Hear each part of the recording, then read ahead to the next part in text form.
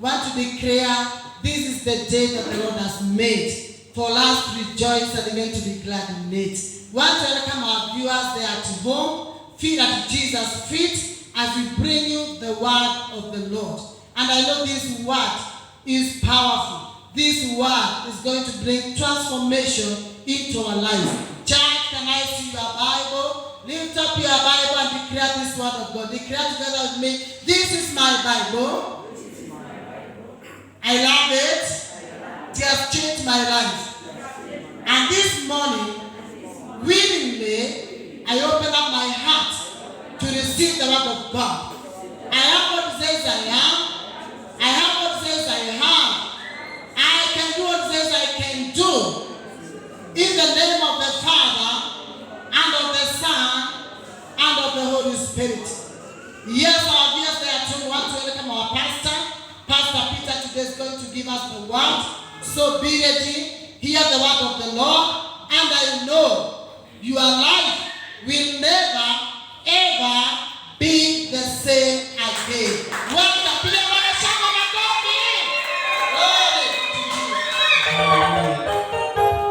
Let us pray as we get to the word of God. Our Father and our God, we want to worship and to honor your holy and mighty name. We thank you for the gift of life. We thank you for your presence in our midst. We thank you for the gift of the Holy Spirit. Father, we humble before thy presence. How we pray that you may speak to us. Minister to our lives in the name of Jesus. Holy Spirit of the living God, take control, take charge. In Jesus' name. Amen. Hallelujah. Amen. Praise be to God. Bwana asifiwe. We want to share the word of the Lord. And I believe the Lord will bless you. I believe the Lord will speak to you in a way, in a different way. Praise be to God. Na nataka kunena, I want to speak of the power of God in your life as a believer.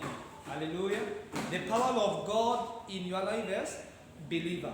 And I want to speak from the book of Acts chapter 1. Acts chapter 1. And I will read verse 8. Hallelujah. Bwana asifiwe. Matendo ya Mitume mlango wa kwanza na mstari wa 8. Naomba tuweze kufungua katika Biblia zetu. Biblia inasema hivi. Matendo ya Mitume mlango wa kwanza mstari wake wa 8 tukienda pale chini. The Bible says, "But you will receive power when the Holy Spirit has come upon you, and you will be my witness in Jerusalem, in all Judea and Samaria, and to the end of the earth." Praise be to God. Huyu ni Yesu ananena na wanafunzi wake. Tunajua ilikuwa wakati wake wa kupaa ama kuchukuliwa na kwenda mbinguni. Bwana asifiwe sana. Kwa sababu wakati Yesu alipokuwa na wanafunzi wake, waliweza kuona na kushuhudia uwepo wa Mungu na nguvu za Mungu katika maisha ya Yesu, na wakashuhudia vile ambavyo Mungu anavyotenda kupitia kwake Yesu Kristo. Bwana asifiwe sana. Na Yesu, kwa sababu nia yake ya kutembea na wanafunzi wake ni ya kwamba wakaweza kuwa washuhuda wa nguvu za Mungu, alitembea nao ili ya kwamba washuhudie kile ambacho Mungu anaweza kufanya kupitia kwa mtu ambaye amepokea nguvu za Mungu. Bwana asifiwe sana. Na hivyo ndivyo Yesu akawaambia wanafunzi wake warudi Yerusalemu na wasitoke Yerusalemu mpaka wakati msaidizi atakapokuja. Bwana asifiwe sana. Na hapa Yesu anatayarisha mawazo ya wafuasi wake ama wanafunzi wake na kuwaambia kwa nini ninawaambia mrudi Yerusalemu. Anawaambia nawaambieni mrudi Yerusalemu ili ya kwamba msaidizi aje kwenu. Bwana asifiwe sana. Na anawaambia ya kwamba wakati msaidizi atakapokuja kwenu, anakuja kwenu, akishakuja kwenu mtaweza kupokea nguvu. Bwana asifiwe sana. Haleluya. Na ninataka kwanza tujiulize, nguvu ni nini? Bwana asifiwe sana. What is power? Because Jesus is telling his disciples that when the Holy Spirit has come upon you, you will receive power. Hallelujah. And I want you to note this word. Jesus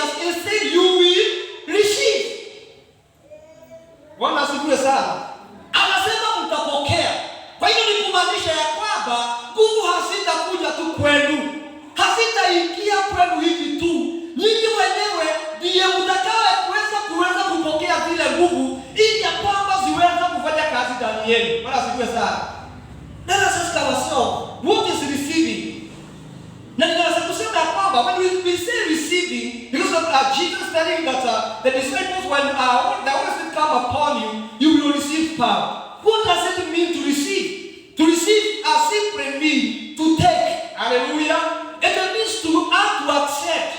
Bwana asifiwe sana. And it also means to take as something that is offered or given to you. Bwana asifiwe sana. Hallelujah. Or it also might mean to permit to enter. Bwana asifiwe sana. Kwa hivyo tunaona ya kwamba wakati Yesu anaambia wanafunzi wake, wakati Roho Mtakatifu atakapokuja juu yenu, mtapokea nguvu. Bwana asifiwe sana. Kwa hivyo wanafunzi wa Yesu walikuwa wahusike. Na hivyo ndivyo ilivyo hata siku ya leo. Ya kwamba kama nguvu za Mungu kwa wale ambao wamemwamini Mungu, akisha tujia juu yetu, na wale ambao Roho Mtakatifu amekuja juu yetu, tuna sehemu ya kuweza kupokea nguvu za Mungu, kukubalisha nguvu za Mungu ziingie ndani yetu. Tuweze kupokea nguvu za Mungu katika maisha yetu na kukubali ya kwamba kweli nguvu za Mungu ziko ndani yetu. Bwana asifiwe sana. Hallelujah. Then let us ask ourselves before we continue, what is power? Hallelujah. What is power? And we can be able to define power as possession of the qualities required to do something or get something done. Bwana asifiwe sana.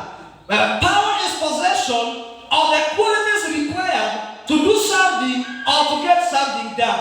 Hallelujah. You can also say that power is the capacity for action or performance. Bwana asifiwe sana.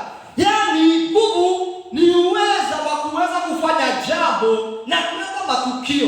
You can also be able to say that the power is capability of producing an effect. Praise be to God. Nguvu ni uwezo wa kuleta matukio. Bwana asifiwe sana. Na hivyo ndivyo Mungu anaposema ya kwamba ametupea nguvu, tupokee nguvu wakati Roho Mtakatifu amekuja juu yetu. It is because we are given qualities that are required to do the mandate, to exercise the mandate that God has given unto us.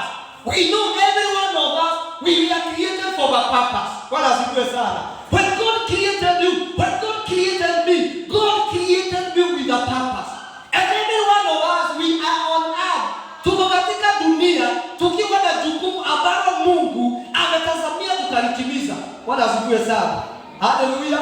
Mtu mmoja akasema, the purpose of life is living a purposeful life.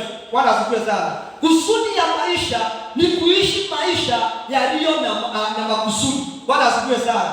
Kwa hivyo wakati Mungu anaposema hivi, Yesu alijua ya kwamba wanafunzi wake wana majukumu makubwa sana na wana kazi kubwa sana na kazi ambayo walihitajika kuitimiza katika ulimwengu. Na ndiye akawaambia muende Yerusalemu. Kwa maana hii kazi mmeona nikifanya, mimi sikufanya kwa sababu ninaifanya tu. Kuna siri ambayo nimefanya mimi nikaweza kufanikiwa kuyatenda na mkaweza kuona vile nimeyatenda, na hii ni siri ya kwamba nimeshapokea nguvu kutoka kwa Mungu. Bwana asifiwe sana. And also, before we continue as we lay the foundation, we can be able to see in the name of Jesus, and I ask you to open together with me also in the book of Acts chapter 10 and verse 38. Hallelujah. The Bible says like this, that how God anointed Jesus of Nazareth with the Holy Spirit and with the power. Hallelujah. He went about doing good things, doing good, and healing all who were oppressed by the devil. Bwana asifiwe sana. That is the secret that made Jesus to walk and to fulfill the mandate of God upon his life. It is this, the secret that made Jesus to fulfill the will of God and the purpose of God for sending him on earth. That before Jesus could do anything, God anointed Jesus with the Holy Spirit. And the Bible says when Jesus was anointed with the Holy Spirit, he received the quality that we are required to do the duty that was ahead of him. Hivyo ni kumaanisha kwamba kama mwaminio, wewe kama mwaminio, nami kama mwaminio, kwa sababu Mungu ameshatupea Roho wake Mtakatifu, ametupea nguvu kwa sababu ya kuyafanya mambo ambayo Mungu ametuita kuyafanya. Bwana asifiwe sana. That you have the qualities that are needed. And that's why the Bible says that we have been given to live a godly life. Bwana asifiwe sana. We have been given what is required of us to fulfill the godly assignment that we have been given. We have been given what is required to bring up a family that God desires to bring up. We have been given the ability and the qualities to bring up a business that can glorify God in our times. Hallelujah. We have been given we have the qualities even to do ministry that will glorify God in our times. We have been given we have the qualities that are required even to bring transformation in our life and in the life of other people. Bwana asifiwe sana. But only we know that we have been given this power. Bwana asifiwe sana. Na wakati mwingine utakuta ya kwamba in our life we just need to know the truth that the power has been given unto us. Bwana asifiwe sana. Because Jesus said when the Holy Spirit comes upon you, you will receive power. The question is, has the Holy Spirit come upon you? Bwana asifiwe sana. Roho Mtakatifu, je, Roho Mtakatifu amekuja juu yako? Na kama amekuja juu yako, ni mabadiliko gani ambayo imetendeka katika maisha yako? Je, kwa sababu Roho Mtakatifu amekuja juu yako na amekupa uwezo wa kufanya mambo ambayo haungeweza kuyafanya pasipo Roho Mtakatifu kukupa nguvu, ni nini unafanya katika maisha yako wakati huu? Bwana asifiwe sana. The Bible says you will receive power when the Holy Spirit comes upon you. Hallelujah. And I was looking at it when he was telling categorically that when you receive power, when the Holy Spirit comes upon you, there you shall be my witness. Bwana asifiwe sana. You shall be my witness. Na wakati mwingine tunafikiria witness ni just kuhubiri. Hallelujah. And I was looking at it. What was really Jesus meaning? That when you have power, you shall be my witness in Jerusalem, in Judea, in the uttermost of the world. Bwana asifiwe sana. Na hiyo ikanifanya kuangalia na kujiuliza, who is a witness? Hallelujah. Who is a witness? And a witness, you can be able to say, this is a witness. To witness it is to see or to know by personal presence. Bwana asifiwe sana. Or any witness, it is someone who sees an event and report what happened. Bwana asifiwe sana. Shahidi ni yule mtu anaona mambo yakitendeka na ananena vile alivyoyaona. Bwana asifiwe sana. Na hivyo, that what brings difference in our life. That Jesus wanted us to be witness of the power of God, of what God can do, not just by words. Si kwa maneno tu. Bwana asifiwe sana. Si kwa kusoma historia. But God wants you to be a witness of the power of the Holy Spirit, of the power of God, of the move of God at work in your life, in your family, in your nation, in your business, in whatever you do. You can be able to witness that I have seen God do it. Praise be to God. Nimeona Mungu akitenda. You can be a witness that God heals because you have seen God healing. Hallelujah. You can be a witness that God restores because by your own eyes, by your personal experience, you have seen God restoring. Bwana asifiwe sana. This is to be the witness. And this is the kind of the witness we are called to be in the kingdom of God. Hallelujah. That I am a witness that God is a deliverer because I have seen God deliver. Hallelujah. That when we speak and we say God is a deliverer, we are a witness, and you can be able to stand in the multitude. You say, I have seen it with my eye. I have experienced it that God is able. Bwana asifiwe sana. If you go back to when we have read in Acts chapter 10, from verse 39, the Bible says, and we are witnesses of all that he did in the country of the Jews and in Jerusalem. Bwana asifiwe sana. They put him to death by hanging him on the tree. Bwana asifiwe sana. Yani wanafunzi wanasema sisi kweli kabisa sisi ni washuhuda, kwa sababu huyu Yesu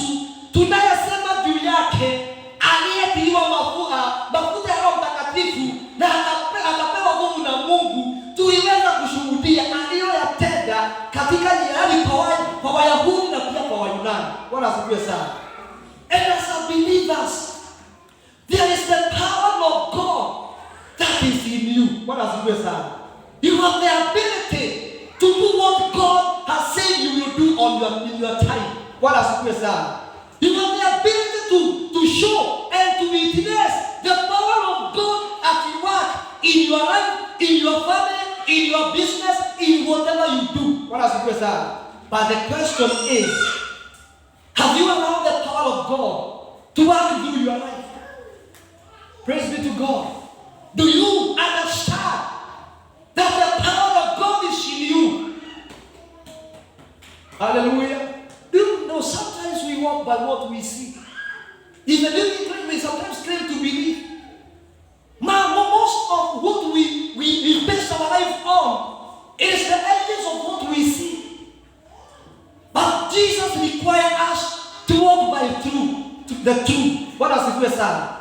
Yesu anatazamia watu wanaomwamini waweze kutembea katika ukweli. Na kutembea katika ukweli ni kujua yote ambayo Mungu ameyanena na ameyasema, hiyo tayari imekuwa. Bwana asifiwe sana. Hayo ni kumaanisha ya kwamba kama Mungu amesema amenipa nguvu, sitafanya hivi nitingize nisikie kama niko na nguvu. Sitangojea mpaka nione. Haleluya. Mambo mengine kama moto inawaka, sitakaa kama Gideoni nimwambie Bwana fanya hivi ndio niweze kuona niko na nguvu. But I will believe that I have the power in me because God says He has given me power. Praise be to God. And when you know that God has given you power, you will see the result. Hallelujah. You will walk in the truth. And when you walk in the truth, you will be able to see and to become the witness of what God can do and what God is doing in our time. Praise be to God. Hallelujah. You will receive power.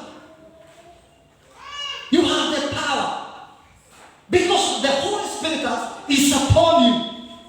You have the power even to bring change in your life. You have the power to do what you think you cannot be able to do. Hallelujah. It may seem so difficult, but the truth is you have the power. Bwana asifiwe sana. You have the power to change your family. Hallelujah. It may seem a very difficult task, but the truth of the issue that because the Holy Spirit has come upon you, you have the power. Hallelujah. Praise be to God. You have the power to deliver your family from the bondage of the enemy. Because the Lord has given you power. Hallelujah. Praise be to God. Because the will of God and the desire of God is for every believer to live a powerful life. Hallelujah. It's for every believer to witness what God can do. What has it been? Hallelujah. And when you can stand, you cannot just rely on others' testimony. You have the power to see and to witness Jesus saving even those people you think they cannot be saved. You have the power to pray and your prayer be answered. What has it been? You have the power to cause God to work and to intervene in situations that it seems that they cannot be able to be changed. What has it been? Because the Bible says you shall receive power. When the Holy Spirit has come upon you, you will receive power. What has it been? Hallelujah. Hebu sema nimepokea nguvu. Nimepokea nguvu. Hallelujah. Na nitatembea katika hizi nguvu. What has it been? Say as you mean it. There is power in declaration. Hallelujah. I have received power. Hallelujah. I have received power. The power to bring effect in my life. Power to bring transformation in my life. Power to bring transformation in my business.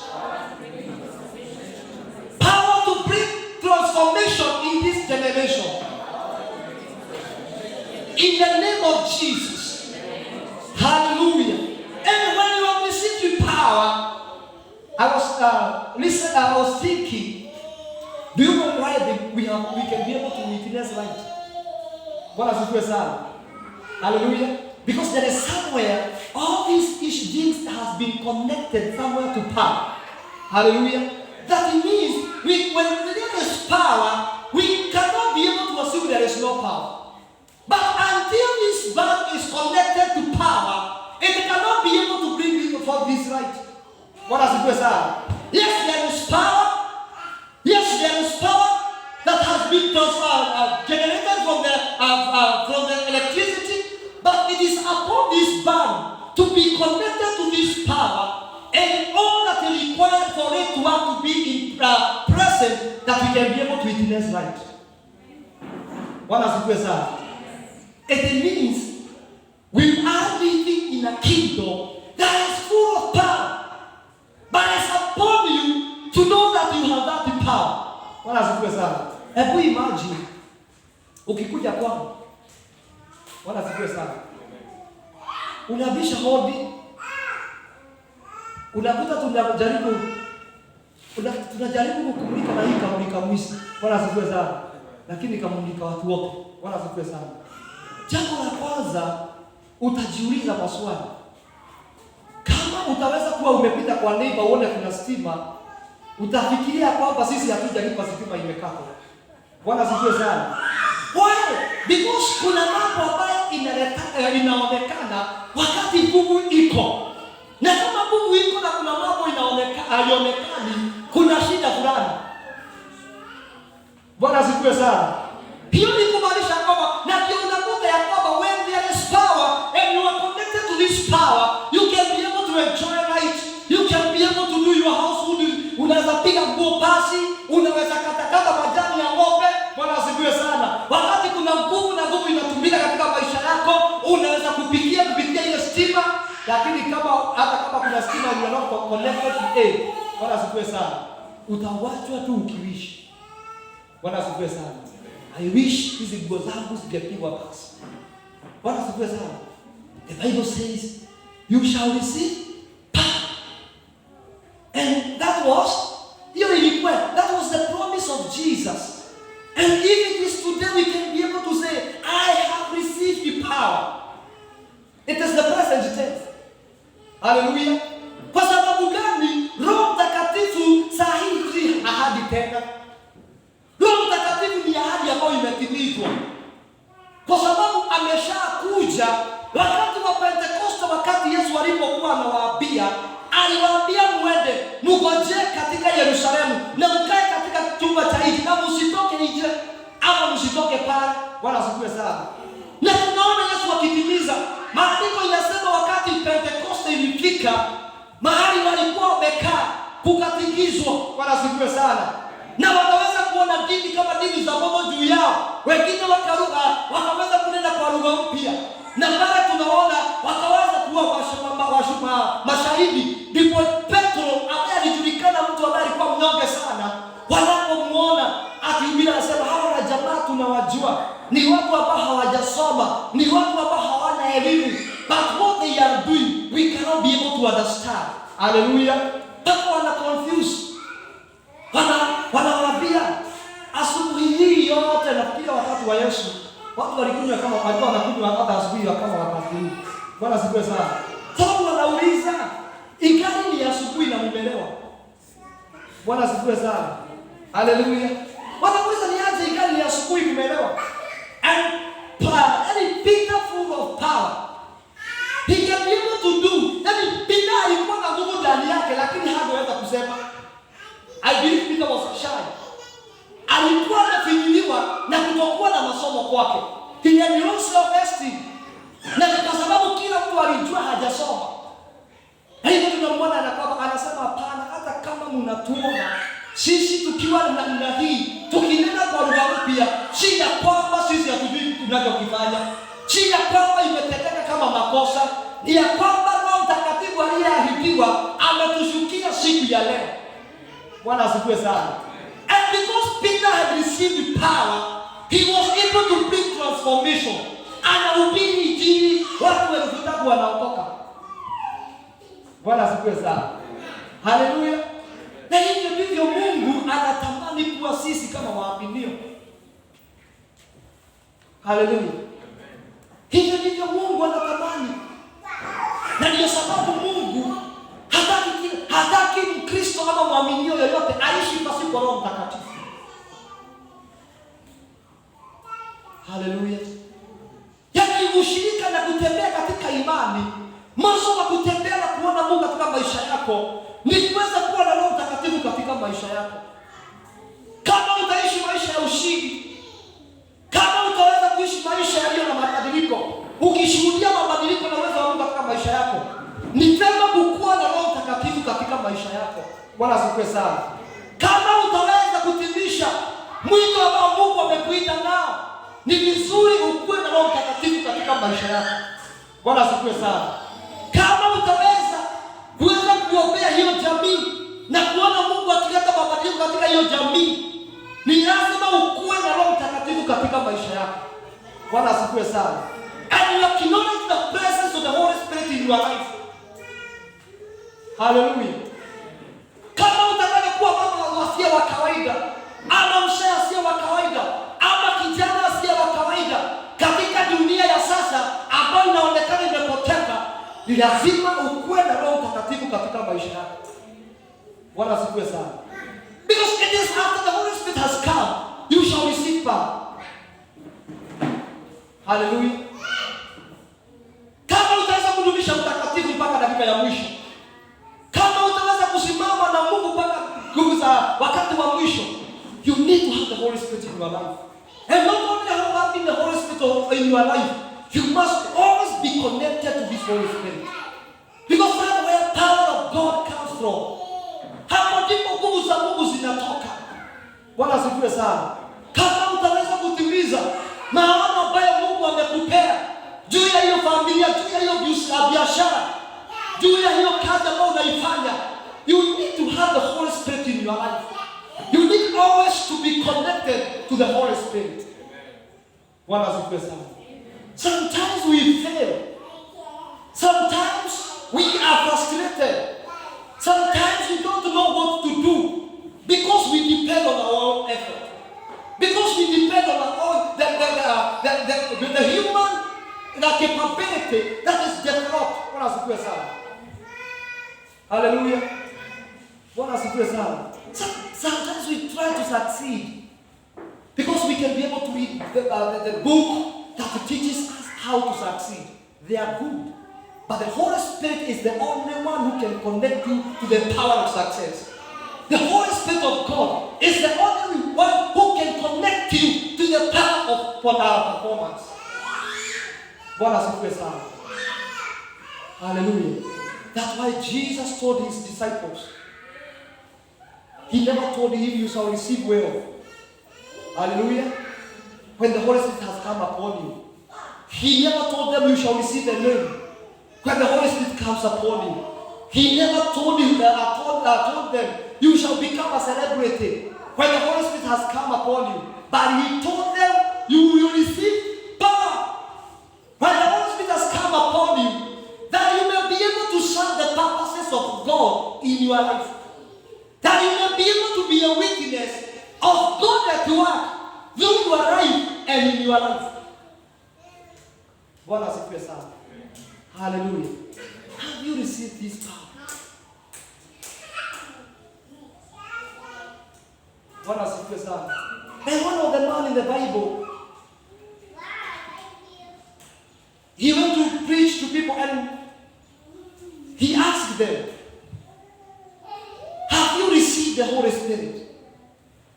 And they told him, not, leave alone receiving. We have never heard about this Holy Spirit. Bwana asifiwe sana. Because that is the beginning. That's the fundamental and the foundation of our spiritual walk with God. Bwana asifiwe sana. The walk with the Holy Spirit.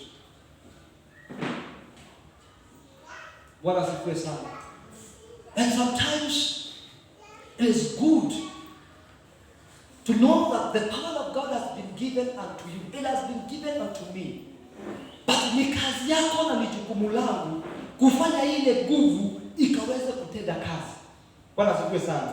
Na tukasema ya kwamba when we allow the Holy Spirit, when we allow the power of God in our life, when we have received this power in our life, and when we have permitted this power to enter in our life, then Jesus told them, when you receive power, then you will be my witness. Bwana asifiwe sana.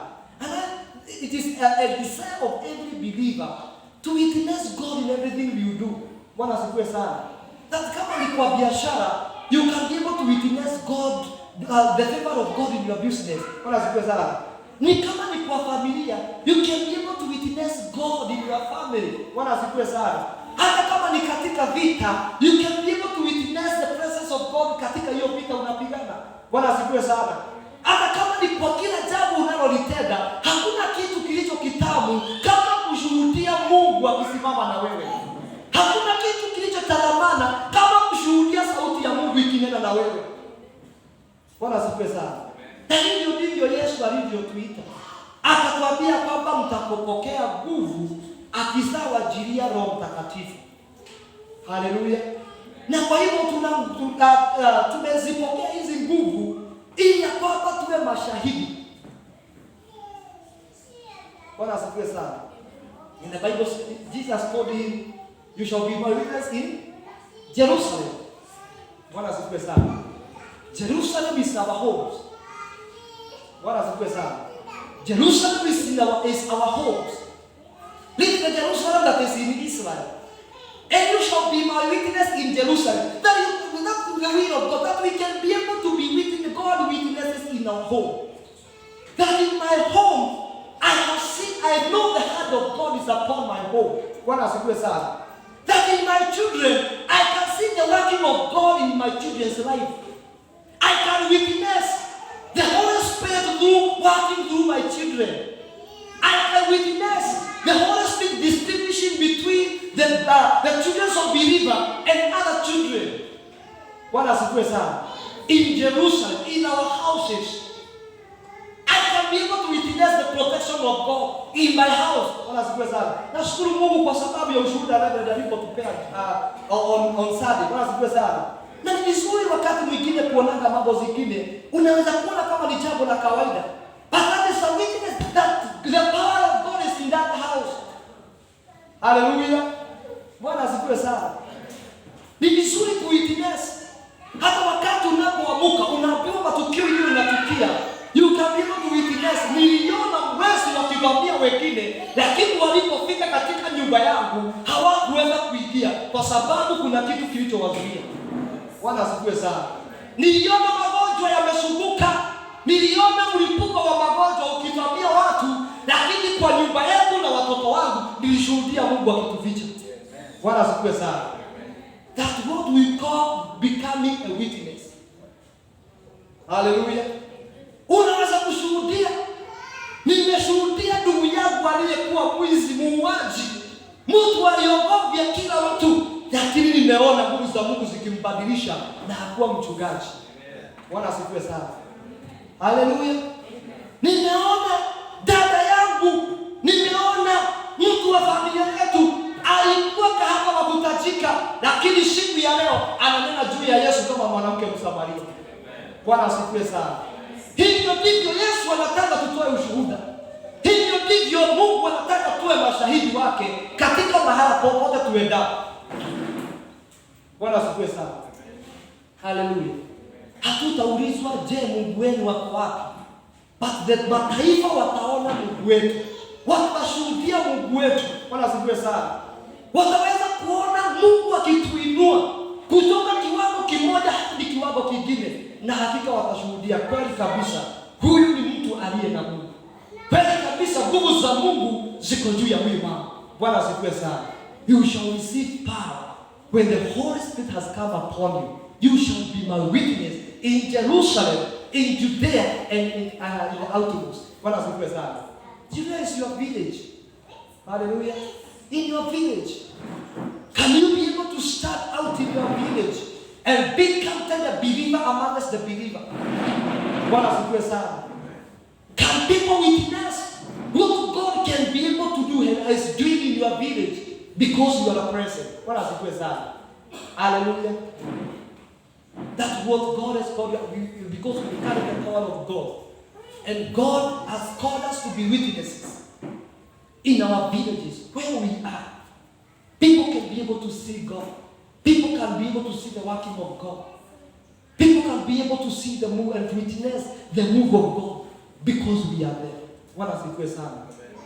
Even in our world, people can witness that whatever we speak what God speaks. We speak things and they come to pass. We speak things na Mungu anapiga muhuri. Bwana asifiwe sana. Hivyo ndivyo Mungu anavyotaka katika maisha yako. Bwana asifiwe sana. Na tumeweza kuona kwamba hautapokea nguvu kwa sababu umesoma na masomo ni mazuri. Bwana asifiwe sana. Hajasema utapokea nguvu kwa sababu uko na pesa. Hapana, pesa ni mzuri. Haleluya. Lakini hii nguvu inatokana wakati Roho Mtakatifu amekuja juu yako. Na uzuri wa vipawa vya Mungu, Mungu hana ubaguzi. Bwana asifiwe sana. Watu wa dunia wanaweza gawa na wakunyime kwa sababu ya ubaguzi. Wanaweza kukuchukia kwa sababu ya vile sura yako ilivyo. Wanaweza kudharau kwa sababu ya kimo chako. Wanaweza kukudharau kwa sababu ya mahali umetoka. Lakini wakati Mungu anapeana vipawa vyake, anapeana kwa ukarimu kwa watu wote. Bwana asifiwe sana. Anapeana kwa ukarimu kwa watu wote. Na hivyo ndivyo ilivyo hata Roho Mtakatifu wa Mungu.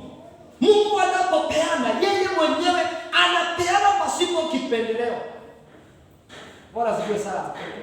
Even what God has decided to give us. The Bible says we were aliens. Sisi tulikuwa nje, hatukuhesabiwa kama uzao ambao ulichaguliwa. Bwana asifiwe sana. Lakini Mungu mwenyewe kwa sababu ya upendo na kibali chake tukaweza kukubalika mbele za Mungu na tukazalika kama wana katika huu ufalme. Na tukaweza kuqualify kupokea baraka zote, kupokea urithi wote wa Mungu katika maisha yetu, hata kama we were never chosen a generation.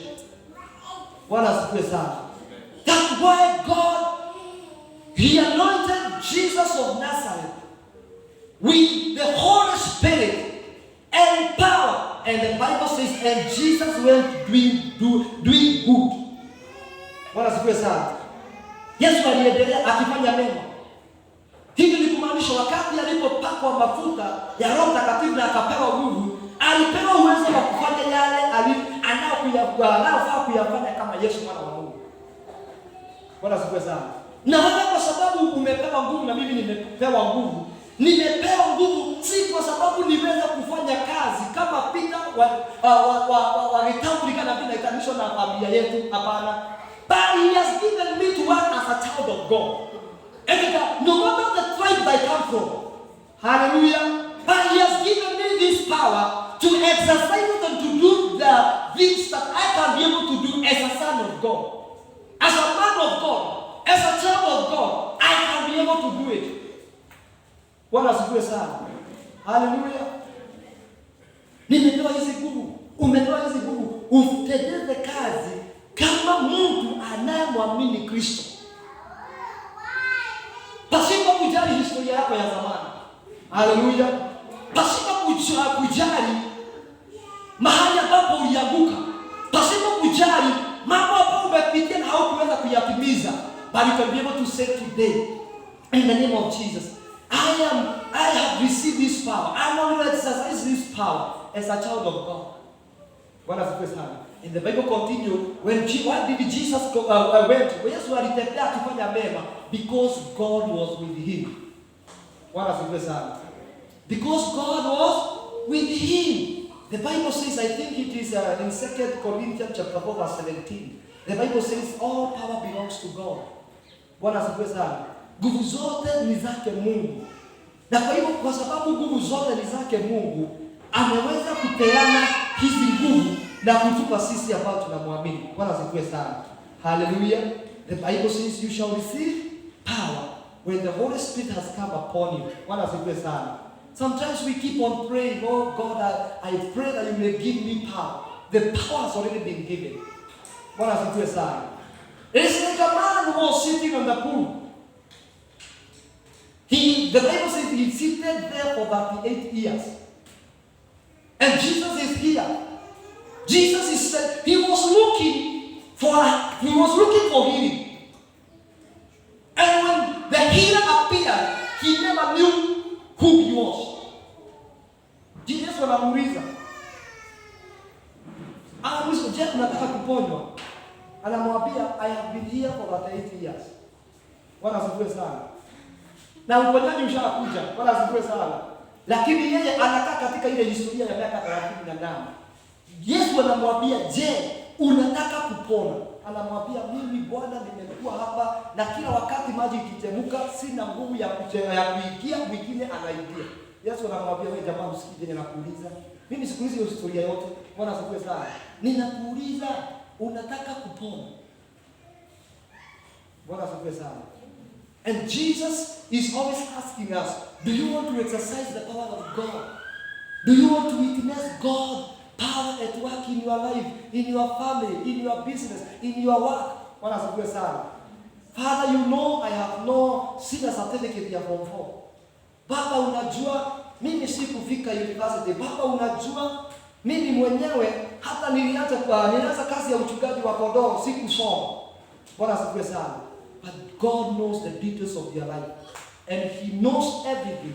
But the Bible is telling us, you shall receive power when the Holy Spirit is come upon you. And thereafter you shall be my witness in Jerusalem, Judea, and in the outmost of the world. Bwana asifiwe sana. So it is upon you, to permit this power of God to work in our life, to permit this power of God that has been given unto us to move in our families, in our lives, but it starts with the Holy Spirit. Bwana asifiwe sana. Are you sure in your life you are filled with the Holy Spirit? Hallelujah. Are you sure this gift of the Holy Spirit is upon you? If it is upon you, you can be able to start and say, Lord Jesus, I start by faith and I start to exercise the power that you have given unto me. And if you have not received this Holy Spirit, God is generous to give and to fill you with the Holy Spirit. Bwana asifiwe sana. Don't just live like that. Usikae kama hivyo. Usikae maisha ya kung'ang'ana. Usikae maisha ya kujaribu kujisaidia. Kuna msaada. Katika Roho Mtakatifu kuna msaada. Usijitegemee. Usitegemee nguvu zako. Usitegemee hekima yako. Usitegemee maarifa yako. Tegemea Mungu akusaidie kupitia Roho Mtakatifu. Bwana asifiwe sana. May we start as we conclude in the name of Jesus. As we call upon our name to pray for us in the name of Jesus Christ. Amen.